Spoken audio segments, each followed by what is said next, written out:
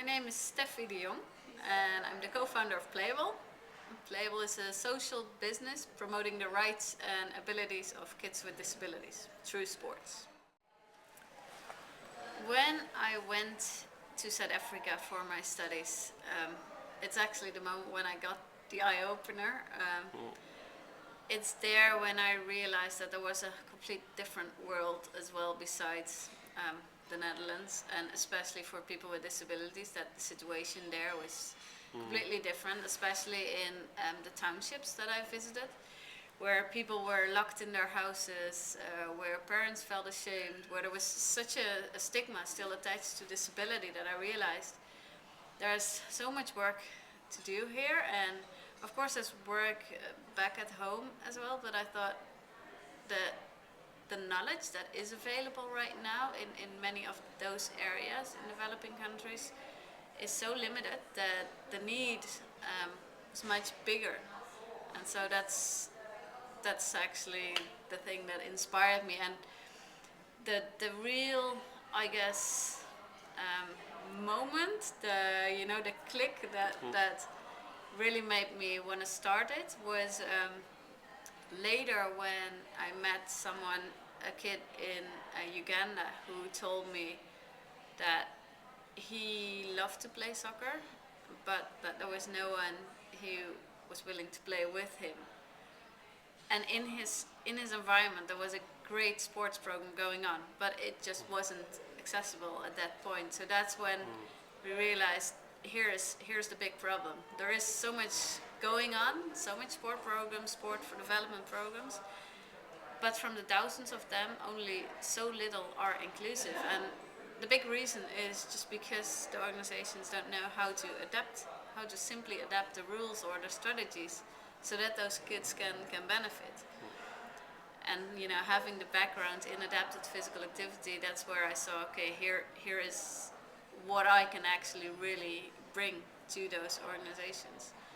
Instead of reinventing the wheel, just use the power of those organizations and help them by adding value to the programs. So basically what we're trying to do is tackle this global issue of discrimination of people with disabilities.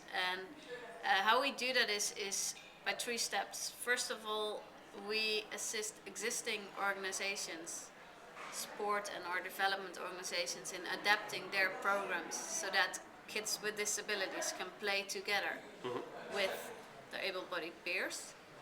Secondly, we make sure that we actually educate staff, instructors and coaches who can lead those inclusive activities. And then thirdly, we assist the organization and the local actors in implementing and monitoring and evaluating the activities on the ground. So to give you an example, again the Ugandan example, we worked there together with the Kids League, who were running a competition-based program in which they had 3 7-week leagues per year.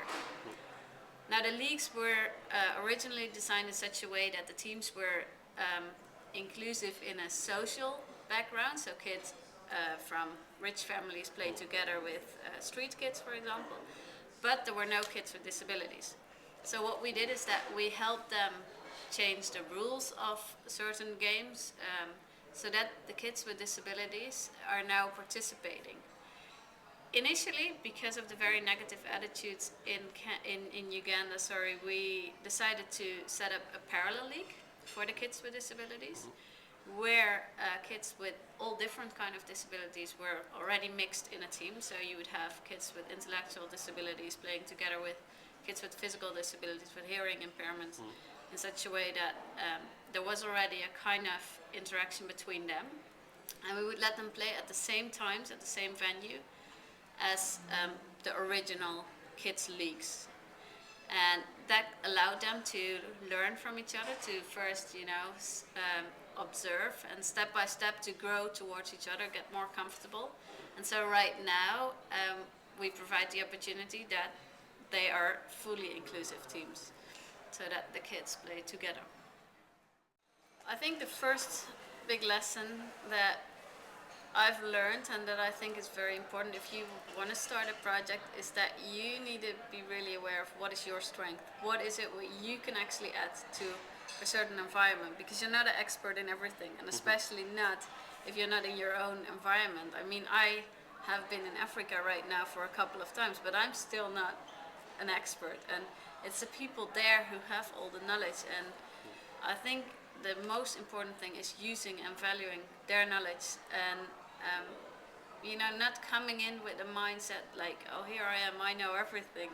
No, you don't. And it's building on their strength. You may have, and in my case, my expertise is adapted physical activity, so that is what I can bring. But I need to do that together with them.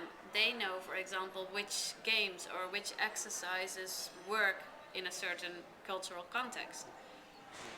And then I can come in and I can say, no, but for these kids it's swimming that works, but if there's no swimming pool, or if, so it's really listening to the needs, listening to the knowledge of the local people.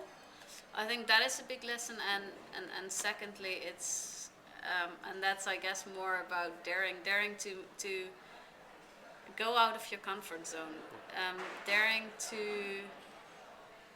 I guess, make mistakes and learn from them, and daring to choose for a road that is maybe not the easy road, but that is more the unknown or more difficult, maybe, in a sense. Build a good team around you, and try and take that road. I guess that would be the two biggest lessons that I've learned.